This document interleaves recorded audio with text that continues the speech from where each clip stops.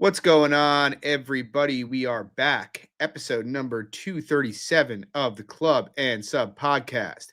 This week, we're talking UFC Rio. We got Charles Dubronx Oliveira taking on Mateusz Gamrot. Good main event down in Brazil. Excited for this card. I don't think it's all that great from a betting perspective, at least not that I've identified thus far, to be quite honest, but we'll get into that. But it is a pretty fun card. It's obviously a very exciting main event. Decent co-main. Decent card top to bottom. So yeah, we'll get into it. But guys, before we get started, drop a like, subscribe, share, help us out here. And yeah, let's talk UFC 320 real quick. A couple things we can talk about here. For the card, I was plus 2.02 units. I had 3.38 units on Puna Soriano minus 221 to win a unit and a half. That hit, I would say, pretty easily, but Mark Goddard felt the need to stand Puna up with 50 seconds left and almost get him guillotined. But he did get 12 and a half minutes of control, unsurprisingly, against a man who cannot grapple whatsoever in Nikolai Veretennikov. So that was a nice cash. And then we talked about it on the show last week. I don't think you free rolled any of it. I had three units on Daniel Santos at minus 116. And when I heard about the catch weight request, I was like, I'm just going to free roll it. I'm just going to take the risk off the table, see what happens. I just felt like a natural bantamweight can't make 145. Like, that can't possibly be a good thing. And yeah, I mean, he went out there, did his thing. He lost round one, but he was starting to come on hard at the end of round one, and then he knocked you out in round two. So I made like half a unit off of that just on the free roll. So yeah, plus 2 unit night for me. It was pretty good. How'd you do, Lex? I only had 2 plays and ended up winning both of them. So I had a parlay with Puna and Pfeiffer to win a unit and a half at plus 100, even money there. And then I had a unit and a half to win a unit and a half, I should say, on Santos there. So minus 135. So that was nice. So 3 unit night for me. So nice. Yeah. Good night. Good night for the podcast. Scott asking, what did we think of Patchy decision? I thought it was terrible. It's funny. I bet Patchy a bit live in round 2, and I thought round 2 was crystal clear, and I thought round 3 was crystal clear. I was pretty shocked by the result. Yeah. Can we briefly pour one out for our boy, or not pour one out? We'll pour one out for Corey Sandhagen and for all of MMA Twitter that bet Corey Sandhagen last year. Marab keeps on doing Marab. Like, I can't victory lap it because I didn't lay minus 400 or whatever.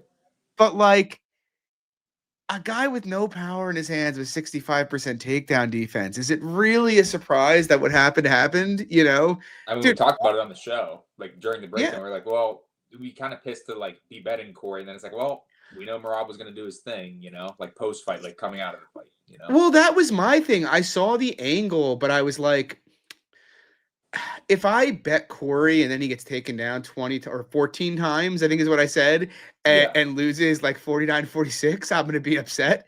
Whereas if I pass and Corey wins, I won't be. And sure enough, he took him down 20 times, actually, not 14. And yeah, Marab did his thing. He absolutely cooked. Yeah, 6-ounce hand, he thought Corey put up a great effort. I agree. I thought he fought very well, to be honest. It's just kind of proof Marab's game is just... It's the most optimized game to win MMA fights in the history of the sport. Someone will beat him one day. They will. But it's not going to be because they have a better process than him. That just doesn't exist. So, yeah, I mean, good on Marab. Good on Poetan getting it back. Glad I stayed off at Clive. So that's another thing, too, now with the light heavyweight division. You think they do a Yuri fight again now? I mean... It's got to be Olberg, right? I would think so. I can't imagine them doing Yuri again. I think Yuri probably just sits on the sidelines. They fight. He fights the winner, maybe.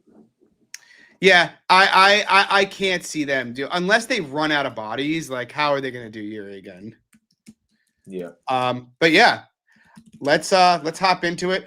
We got Oliveira, Gamrot, UFC Rio in Brazil, so it's always a fun card. Starts at 4 p.m. and first fight of the night, Simone Oliveira taking on Lewin Lacerda. Lacerda minus 245. Come back on Oliveira plus 210. I think the line is right, maybe even short towards Lacerda here. I mean, I tried to bet Simone Oliveira against Daniel Marcos. Obviously, that was a terrible bet. Marcos actually a pretty good fighter. Simone Oliveira not. the guy's got some okay power and he's got a decent guillotine, but he's got really nothing else. He's hittable, he's gassy, he has no process, he's terrible on bottom. Lacerda looked really bad in his last fight against Blackshear, who I believe we both bet in that bout. But I feel like Blackshear was a uniquely bad matchup for him, like another long, tall guy who's high output and can grapple, except this guy's way more athletic and way more physical. He's not going to get that here. You know, I like Lacerda's volume a lot. I didn't mind his cardio against Stammen. I don't hate his wrestling. He's obviously got very good jiu-jitsu. I really think he's got edges pretty much everywhere in this fight. I guess my only hesitancy here at, the minus 240 is he hasn't won a fight in the UFC yet. And on top of that, it's been a pretty long layup for him. I don't think he's fought in about 2.5 years, maybe even 3 years. So, yeah, I think Lacerda's got it covered. Oliveira could knock him out. He could snatch a guillotine, but short of that, I like Lacerda's volume more. I like his grappling more. I like his wrestling more. I like his cardio more. What do you think? Yeah, I think I'm with you here. I think it's more so reason why to not lay the chalk, I guess, on Lacerda to me is like he's a bit raw. Like this to me, like seems like a jungle fight. Really, it's on the UFC. Yeah, it does. To open the prelims here, like. But I really don't have any disagreement with you. I do think Lacerda is the better striker here in terms of the grappling. I think he can stay safe on top here of Oliveira. I think my worry would only be honestly like Oliveira catching him, like in terms of like a guillotine. I don't think he's really going to put him out in terms of like strikes on the feet. He's got decent power, but yeah, I just don't see that threat in this matchup. But yeah, I think Lacerda should be fine. Yeah, I agree. I agree completely. Moving on, kind of a shitty fight here. We got Julia Palastri taking on Karolina Kowalkiewicz. Current price, Palastri minus 450 to come back on Kowalkiewicz plus 350. What do you think here, Legs? Yeah, it's another one that's just like, I just have no interest in the fight in general, just because I feel like Palastri should be able to get her grappling going. Like, Karolina is just getting up there in age, really. Like, I know we talked about, many fights ago that, like, KK kind of was done, but she was kind of getting these, softball-ish type matchups that I know you were definitely backing her in. But yeah, I think it should be a great spot for Palastri. It's kind of weird. I'm not tempted to bet KK at all, to be clear. Yeah. But I do think, like, on paper, she does have skills that could trouble Palastri. Like, I shouldn't even say probably. She is the better technical striker. She's a little bit better in the clinch. I don't think she's like a much, much worse grappler than Palastri is. I don't think Palastri is a very good striker at all. She's a decent grappler. She's very physical. And I think that's the biggest difference in this fight when you look at it. It's not the skills, because skill for skill, KK, I think, can compete fine. But Palastri's got power. She's very assertive. Like, she goes forward. She'll bite the mouthpiece. She'll throw a big shot. She'll hit the body. She'll kick. She'll mix in the grappling. And Palastri seems like she's genuinely getting better, whereas, to your point, Karolina, her best years were nearly a decade ago at this point. She's 39 years old. To your point, mostly beating cupcakes. Yeah, Palastri's a tough chick. I guess the credence I'm giving Karolina is that if you told me this ends up being like a reasonably close fight because Karolina can just kind of like find her jab a bit and maybe have some clinch success and stay upright, I wouldn't be all that shocked at it. I guess why I'm not playing it, though, is like I just don't see a lot of upside for Karolina, right? Like, she's not going to get, in all likelihood, she's not going to get much top time here. She's not a finishing threat. She's not a threat to hurt Palastri. She's very likely regressed since her last fight, whereas Palastri actually could hurt her on the feet. She's probably got some finishing equity, and Palastri's probably getting better. So, yeah, I think Palastri should win, but it wouldn't shock me if Karolina put up, more of a fight than the number indicated. Moving on, though, we have Walter Walker, the heel hook king, taking on Mohammed Usman. The current price, Walker minus 310, the comeback on Usman plus 260. What do you think, Legs? Well, does he do it again, John? Does he go for now? Could happen. No. It's weird because, like, to me, like, obviously on paper, like, Walter Walker is a 3-1 favorite. I just want no business because, you just kind of see in general, we've seen how volatile his fighting style really is. If he's not finishing you, his cardio is kind of worse for wear, striking not great, his defense not great. Though on the flip side with Usman, like, could you see him getting Usman down, maybe finishing him? It could happen. Yeah, like, I could see it. My issue is the actual wrestling of Usman. I think it's going to be tough getting Usman down, though if it's actually on the mat, I think Walker could find a sub. My issue is I just don't think Walker's a great wrestler. So that's just why I just want no business to do with the fight. Yeah, I mean, I think Walker is the better fighter in the aggregate. That's for sure. I think he can probably get some takedowns here. I guess my biggest issue with Walter is the fact that he does jump heel hook as much as he does. Like I know he's done it 3 times in a row. He's obviously got a hit heel hook for heavyweight. We also all know, if you're reasonably intelligent, that like prioritizing heel hooks from instead of top position is a great way to lose fights. And I really would struggle to see him heel hooking Muhammad Usman. I think it's much more likely to end up with Usman on top of him than it is with, him winning that fight by submission. I know he's in better shape. I still don't really trust Walker's cardio, though. His fight style is a very, very taxing style. It's the kind of, he goes balls to the walls from the first minute. And at heavyweight, we've seen him gas out before. I know he looks different, but I can't imagine it's going to be maybe a little different. Maybe it takes a little bit longer, but I don't think that much longer. Conversely, though, on the Usman side, I just don't see anything good here from Muhammad Usman. He's got a decent jab, average power, doesn't really throw in combination ever, doesn't wrestle himself much. Got outstruck by Thomas Peterson. We'll get to him a little bit later on the card, but, that happened. Mm-hmm. Yeah, I mean, I could see Usman outlasting Walker, Walker existing long enough to maybe win a decision. Like maybe Walker goes for a couple heel hooks and ends up losing rounds because of Usman top timing him. I mean, let's not forget the man did lose a decision to Lucas Brzeski. That happened. But at the same time, I think Walker has all of the dominant performance upside here. I think he's got nearly, I shouldn't say all, but the vast majority of the finishing upside. I think I don't think Usman has any ability to look big favorite here. I think Usman's best case is looking a small underdog, whereas I could see Walker looking like a big favorite. Yeah, I don't know.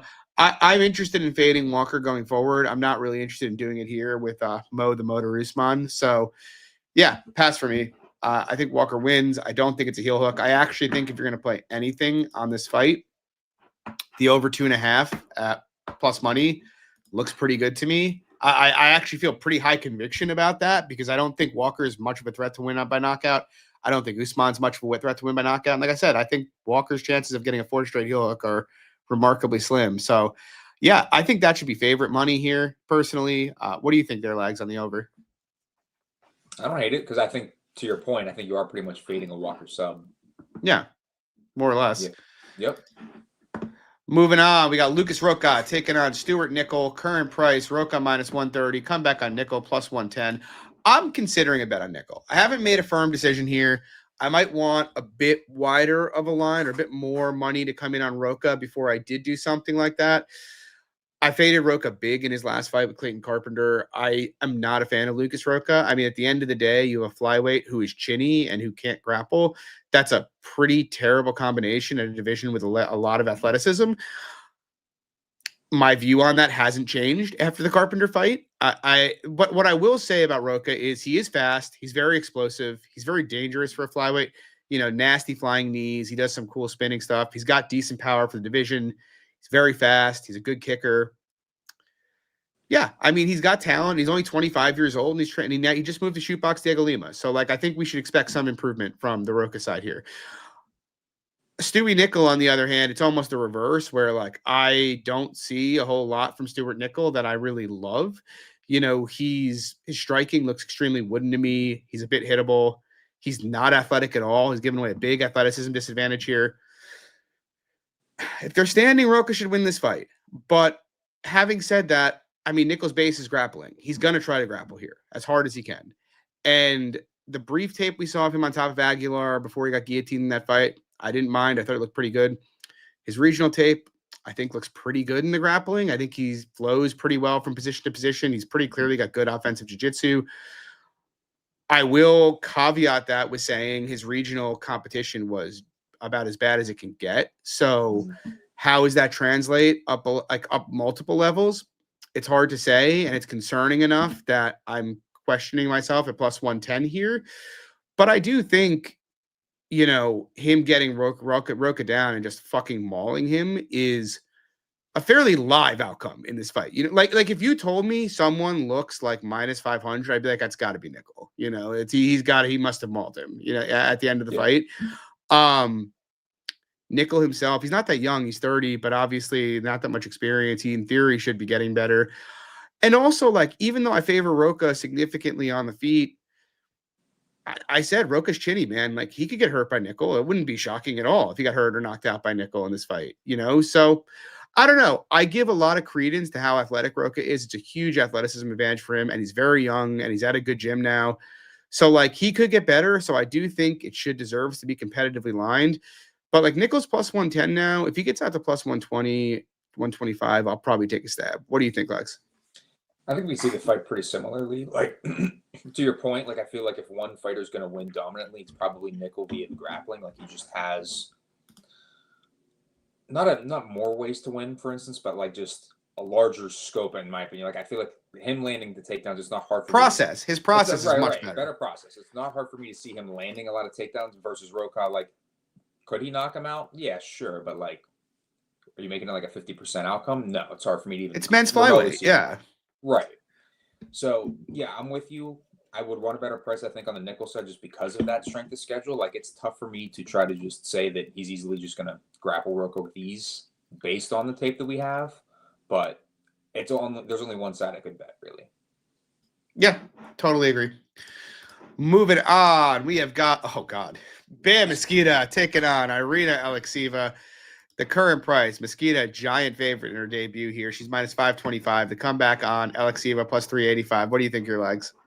Well, after watching like the first couple like fights of her, Bam Mosquita, that is, like you could totally tell that she's just like another Jacqueline Amorim. That like not a lot of cardio, one-dimensional grappler. If she doesn't get that going, it's kind of deep shit, really. Like her striking, there's pretty much nothing. Cardio seems okay. Like, you know, it's not, I wouldn't say it's like shit. We don't have really a ton of evidence to say that, but I would definitely say it's probably suspect. Though on the flip side with Alekseeva, I mean, it's tough to do business with her on the feet. Like her striking, she's very much like cocky. She's confident. Like, and that to me, like she's going to welcome the takedowns. She's going to just come in, land something like a spinning elbow, something like that, or try to land something crazy and end up just finding herself taken down, getting finished. I think the line is a bit nuts though. Like to me, like her skill set, Bea's skill set to me, like I don't see it translating that well in the UFC. Yeah, I really don't want to have money on the Alekseeva side, but yeah, kind of to your point, like I mean, Mosquita is a lot like Amorim. I don't think she's quite as good though, but very good grappler. If she gets the fight down, she's lethal from top position. Obviously, and like Irina Alekseeva, not exactly a savant as a defensive grappler. I do expect Mosquita can get the fight down here. Having said that, she's fought really no one in MMA. Like it's actually crazy. Like looking at how bad her strength schedule has been. And now she's fighting a woman in Alekseeva who is horribly flawed. Alekseeva is a terrible striker. She's a terrible defensive grappler. But she's been through the fire. You know, she's had some tough fights, and she's very strong, I think. She's a very physical woman. She's very strong. And if Mosquita can't finish her early in this fight, she could have some real issues here, especially on the feet. Because like Mosquita might even be able to compete with her standing technically, because I think Alekseeva's technical striking is horrific. But Alekseeva throws hard, and Mosquita has not been in there with someone yet who can throw with the kind of ferocity that Alekseeva does.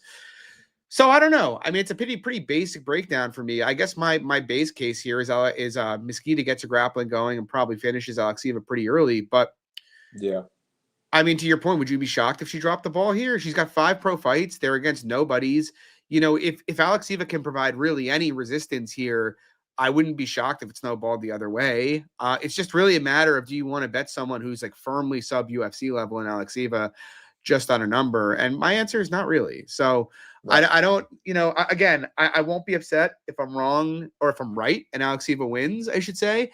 But I don't know. I'm not all that tempted by the Alekseeva. I mean, I shouldn't say that. I'm tempted, but I feel like understanding that Alekseeva just lost to Claudia Sajula by unanimous decision pretty comfortably says a lot about the kind of fighter she is. Like the UFC, I don't want to get too in the narrative, and the UFC knows what they're doing, but they know what they're doing. Right. Like this is not It's not a tough ask. What I was going to say, not to mention, you bring up the Segula fight, like that to me is like a prime example of just lapse in fight IQ. Like that's a perfect example. Like that's a perfectly winnable fight for her. It is. So yeah, I'm not that interested in it. It feels like I can't blame anybody for taking a flyer, and I wouldn't be shocked if it cashes, but it's not something I really want to have money on. Moving on, we got Vitor Petrino taking on Tommy Peterson, the man, Tubby Tommy. Petrino minus 310. The comeback on Peterson plus 260. I don't know, man. Like I really want to bet Peterson, but I don't think I'm going to. I really do think Peterson could potentially like get his wrestling going and like grapple fuck Petrino to a degree. Like he scrambled okay against the Pleasure Man, but like Peterson's a different animal when it comes to wrestling and top game than the Pleasure Man is. But I feel like his margin to win this fight is so narrow. He really has to dominate because like Peterson has, I appreciate that he is not afraid of the man in front of him and he is willing to bite the mouthpiece and go forward and get into range, throw shots and try to find a takedown. But his striking is abominable. He is so easy to find on the feet. He doesn't tuck his chin at all. He's a liability. He's a giant liability. And, you know, Petrino is a giant hitter. He's not hapless in the grappling. Like if Peterson can't just dominate on the ground, Petrino is probably going to work up, maybe even take him down, but surely going to do the more damage on the feet. So it's like, I don't know, is minus 300 bad on Petrino?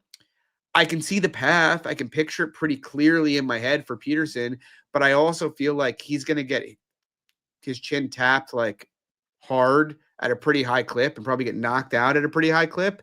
And it's also the kind of fight where like Peterson could land 7 to 8 takedowns over 15 minutes and lose a decision off getting wobbled a few times while they're at range. You know, I just think Petrino's got a lot more margin for error in this fight than Peterson does. I could see Peterson winning it, but I think he needs to have like a pretty perfect run here. Whereas, you know, Petrino could fight pretty bad and still win this fight comfortably, you know? So yeah, I'm not that eager. What do you think, Lex? Yeah, I mean, I think the line's probably about right. I don't think there's much meat on the bone where it's at. You know what I mean? Like, I think, to your point on the feet, I mean, Petrino's at a huge hardware durability advantages here, huge power advantages in the grappling and the wrestling. Like, Petrino can match what Peterson's offering. So, like, I think it's just slim margin for Peterson, to your point, unless he is dominating. Yeah, I totally agree. Moving on. Best, in my opinion, this is arguably the best fight on the slate. We got Chafel Filo. He's taking on Clayton Carpenter. Current price, Carpenter minus 120. The comeback plus 100. What do you think, your legs? I want to do business with Clayton Carpenter, but like at the same time, I feel like I have underestimated Filo. Like I bet Nascimento in the last fight, and even though he did end up winning that, it just felt very sweaty. It wasn't exactly as easy as I pictured it was going to be. And obviously Nascimento, much better fighter, much better grappler, much better wrestler than a Clayton Carpenter, and much more battle tested. So to me, like, I don't know. I'm just fine with taking information on this one. I lean the Carpenter side just because I think he is the better wrestler here and can stay safe. And even on the feet, like, Filo's not a great striker, good kicker, but it's probably pretty competitive. Yeah, I lean the other side, but I don't know if I'll get to a bet here. It feels like a very close fight to me, honestly. Yeah. I actually think both of these guys can get held down if they get put on bottom. You know, both of them have kind of struggled getting up in the past throughout their UFC careers. They're both pretty athletic. I think Carpenter's probably the better wrestler, but I also think Filo is probably the more explosive or stronger athlete of the two of them, which I would not have said prior to his last fight. But to your point, Lex, he looked really good and really strong against Nascimento. And I can't really, you know, maybe it was a Nascimento thing, but I can't really overlook that, you know, how he looked in that fight. So my instinct is he's probably the stronger fighter of the two, maybe the better athlete too. I also think Filo, I think they both could knock each other out on the feet. I sort of think in that same vein, Filo's slightly more likely to. I think he's a bit faster, and I think he swings with a bit more intent than Carpenter does. But having said that, I'm not like uber passionate about it because it's like I think Carpenter's got a way better gas tank, and that might be the entire fight, you know, because Filo does slow down, and if Filo ends up on bottom after he slowed down, it's like I don't want to say he's going to get finished, but he's not going to get up, you know? So while I think Philo has, you know, the better physical attributes, I think technically the fight's close in every realm. I think they're both pretty good jiu-jitsu players. They're both pretty good wrestlers. They're both solid strikers. I think Philo's a bit more dangerous on the feet, a bit more dangerous on the mat, but I think Carpenter's got much better cardio. And I also think of the two, Carpenter, you know, Philo's like 33, 34 years old. I don't think he's making many improvements at this juncture in his career. Whereas I think Carpenter at 28 training at the lab could easily make improvements and show up a better fighter. So it's like with that dynamic, I do favor Philo on having, you know, more finishing equity and kind of being able to match a lot of what Carpenter can do. But I also feel like, you know, there's a lot of downside there with the cardio dynamic and kind of the age and improvement dynamic. So I don't know if it keeps moving towards Carpenter, maybe I'll play Philo, but otherwise I'm kind of happy passing it. Yeah, again, seems like a very high uncertainty fight and, you know, it's lined as such. So yeah, I'm excited to see it play out. Moving on, we have another banger here, actually. We got Lucas Almeida. He's taking on Michael Aswell. Current price, Aswell minus 139. Come back on Almeida, plus 119. I taped this one this morning. I don't know. I think the line's about right. I feel like it's an interesting fight. Aswell's got a style I really, really love. You know, very durable, insanely high output, great cardio, come forward. He wants to box with you in your face in the pocket. He's not afraid to get cracked, and he can take the shots. At the same time, he doesn't really offer a lot of diversity to his game, like no real kicking game to speak of. You know, he comes from a high school wrestling background, but he literally never wrestles in like any fights. So, and I doubt he's working on it enough to really even expect that he could have significant wrestling success. So, you know what Aswell wants to do. He wants to get in your face. He wants to push a really high pace, have you slow down, take over, and put it on you. And he's got the output and the cardio and the durability to do it against most guys. He's not afraid of power coming back at him. And conversely, on the other side, you got Lucas Almeida, who's a much more diverse striker. You know, really good Muay Thai, very good kicks, a lot of power, great strike diversity, good shot selection. Almeida's biggest flaws are he's a pretty bad grappler, which I don't think is likely to be exploited in this particular matchup.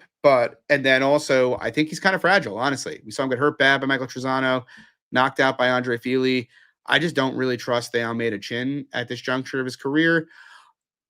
Between the two, Almeida's 33. He's probably not making many improvements at this juncture. Aswell's 25. You should still be expecting him to get better.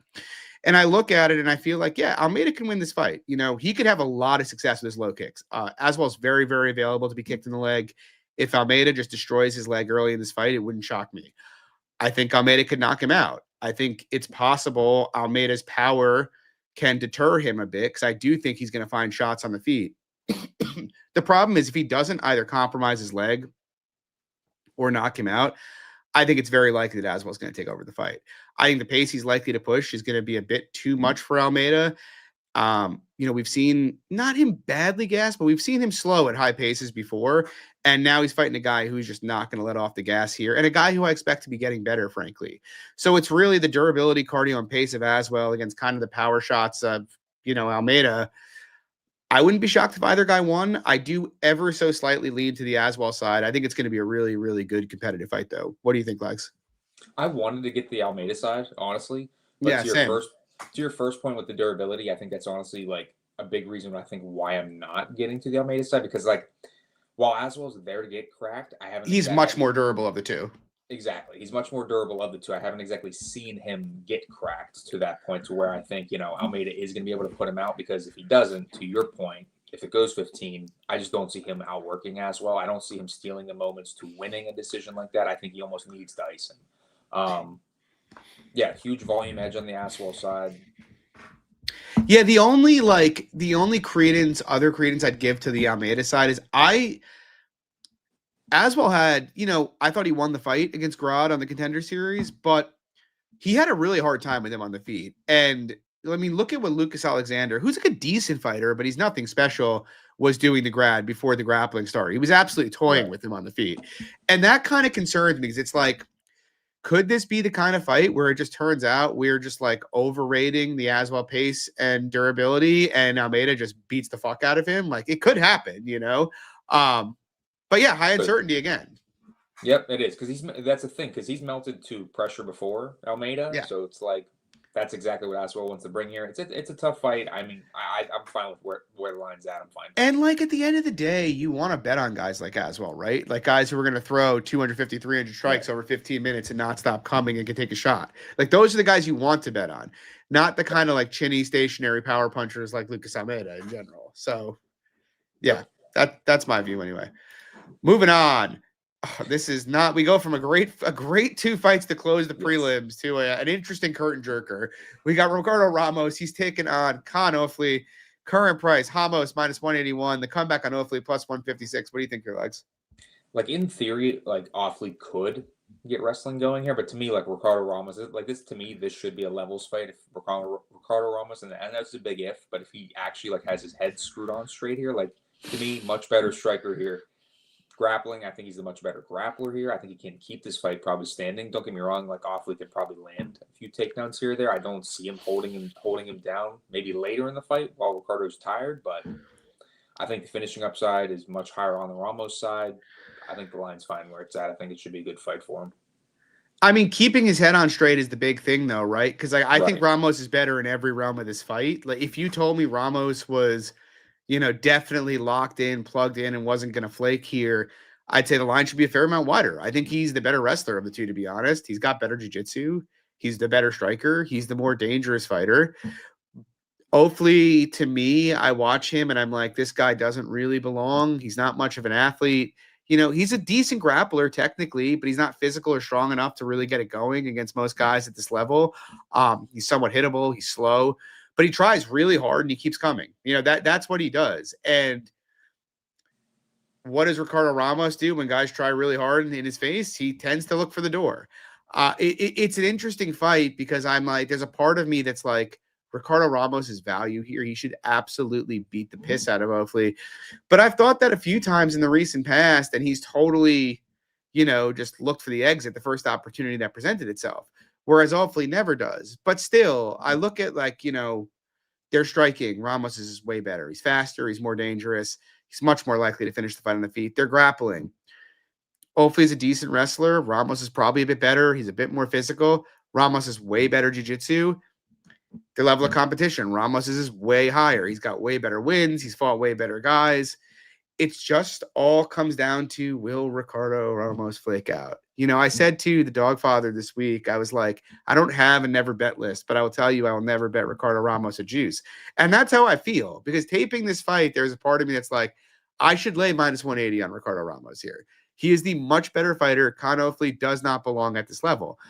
But we've seen how many times he's dropped the ball, and we see guys like, it doesn't seem like it's something that's going to turn around. The guy doesn't seem, I don't want to be disrespectful to him because he's a professional fighter, but in the cage, he does not seem built for it. He's a great hammer and a terrible nail. So yeah, I think Ramos should win easily, but would it surprise me if Ofli scraps it up, makes it close, or, attempts one submission and Ramos kind of quits? Not really. So it's a pass for me. Yeah, he's the 145 Alex Hernandez. Alex Hernandez is winning fights, man. He is kicking at, knocking fools out, and taking names. I know. All right, that's honestly a disservice to him. It is. Alex Hernandez at least got better. Moving on, we have a great fight here. We got Jonata Deniz taking on Mario Pinto. It's a straight pick. I'm minus 110 aside right now. What do you think, your legs? And honestly, I don't have strong thoughts on it, to be honest with you. I lean the Deniz side just because I feel like the leg kicks are going to be decent for him. I feel like in general on the feet, I feel like he's got more power too. So I don't really have strong thoughts. I feel like it's probably a close fight though. Yeah, it's funny. It's a funny fight because going into Pinto's debut with Austin Lane, I said on here I thought Pinto seemed really legit to me and likely had a really bright future in the UFC. Yeah. His defensive grappling looked strong. His striking looked fast. He looked dynamic. He looked defensively sound. And then he gets in there with Austin Lane. He gets outlanded 31-12 in significant strikes. Gets hurt bad and dropped by him. Gets hurt again in round 2 before he finds the knockout. And it was like, oh man, I really thought this guy was a great prospect, but that was awful. But then it's also like, take a step back. Lane's taller. He's longer. It's his debut. We see guys come out and drop the ball in their debuts all the time and then recover. He's really young for heavyweight. I'm still pretty bullish on Pinto, I think, even though that fight makes me not as bullish, so to Right. speak. But yeah, it was an ugly fight, no doubt about it. And on Deniz's side, like you kind of know what you get from Deniz. He's a pretty good kickboxer, really good leg kicks, a fair amount of power, but I think it's a bit overrated compared to what people thought coming into the UFC. But a pretty good boxer, pretty good on the counter. Obviously, he's got a long decorated kickboxing background and a terrible grappler. But I don't think that's all that likely to come into play here. I think even if Pinto decided he wanted this on the mat, it would be pretty tough for him to get it there. The biggest difference to me between the two is I just think Deniz is I shouldn't say I think, he is a lot more tested than what Pinto is at this point in his career. Mm-hmm. He's had some ugly looks in the UFC, but he's also had some decent looks, like the Carl Roberson fight. In the UFC, I think his striking, Carl Williams, yeah, it was a good win. I think his striking, Carl Roberson. He would kill Carl Roberson. I think his striking is, I think, a bit more precise and a bit more process driven than where Pinto's is at this point in their careers. Mm-hmm. But yeah, I don't know. It's interesting because I think Deniz is the more likely to win by KO, and is going to do the better attritional work here. But I also think, like I said, I think Pinto is a pretty good prospect. And if I'm right, and the first fight, was a one-off, I think he's got speed, athleticism, and length to give Deniz some serious issues here if he can avoid the big shots back from Deniz and avoid the leg kicks.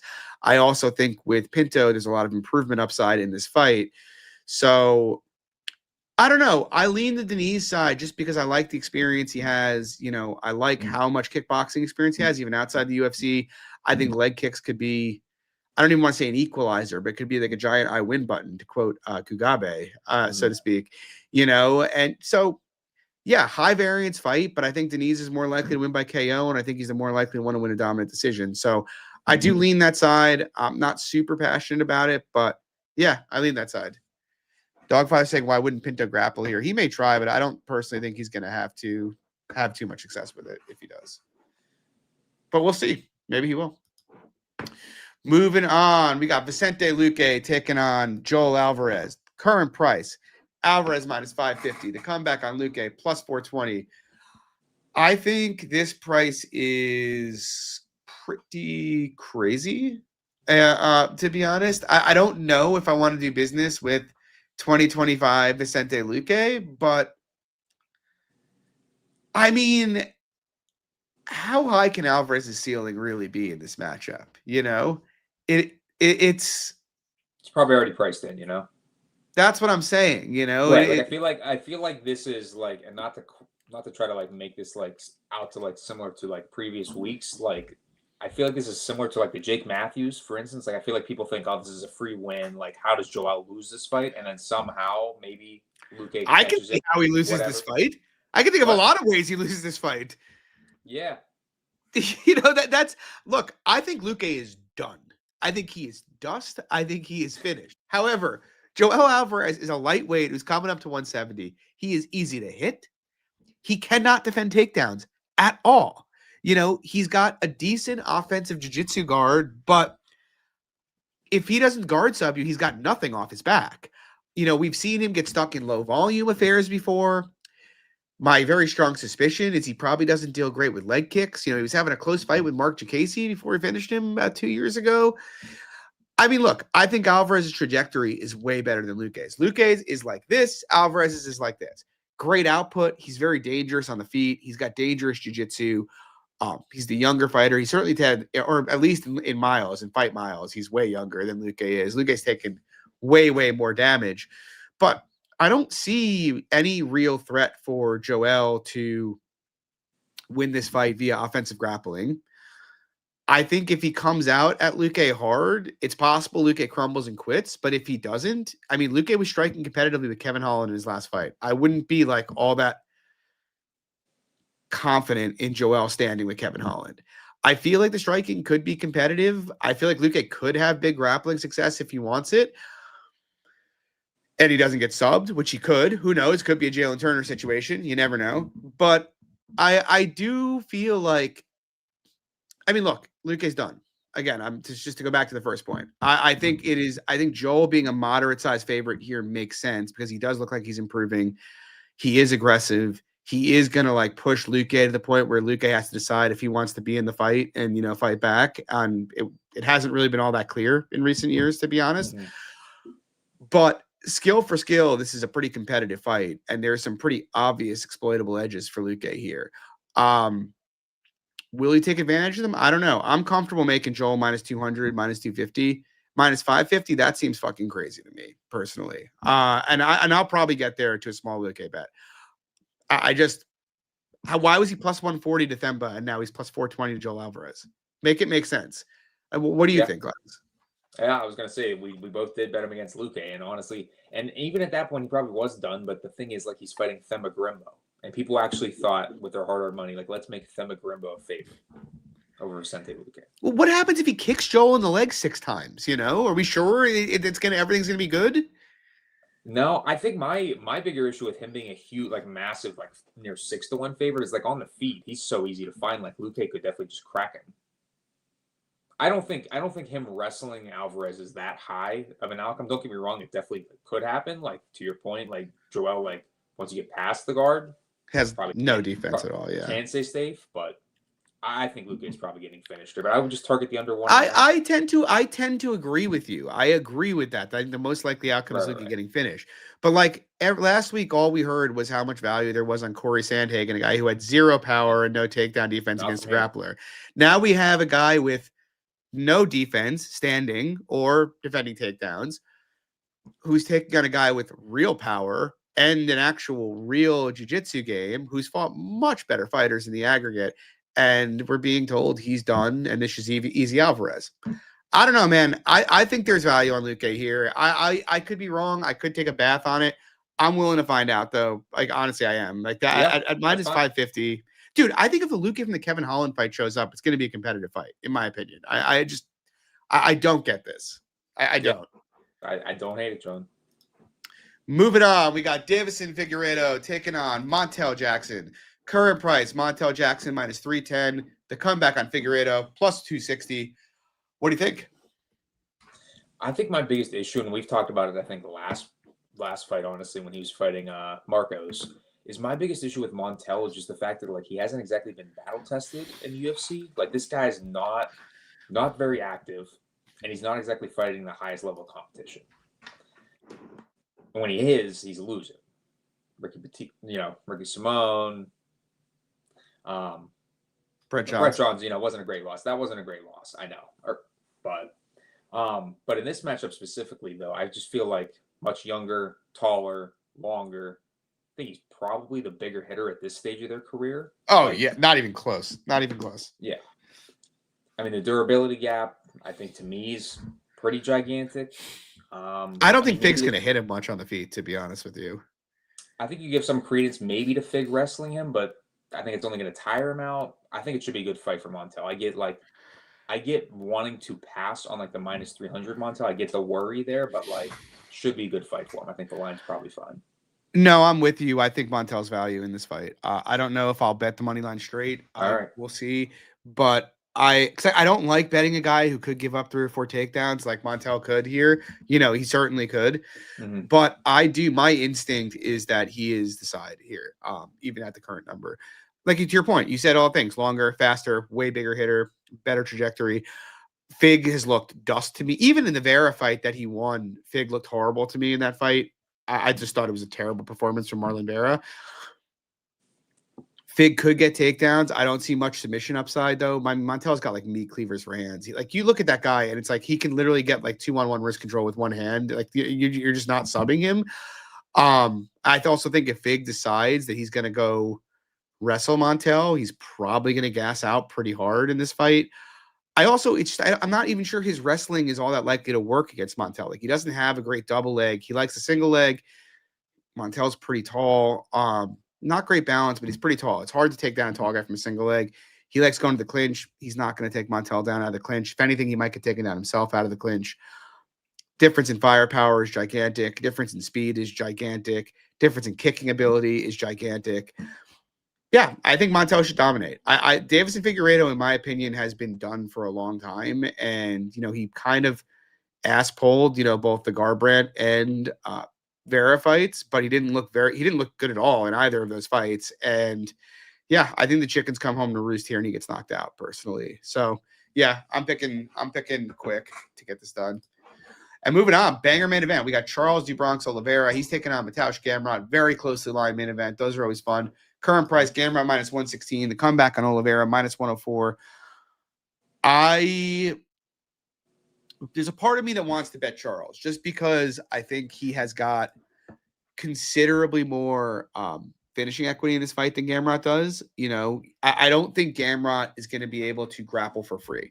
You know, Arman Sarukian couldn't grapple him for free. Kevin Lee couldn't grapple him for free.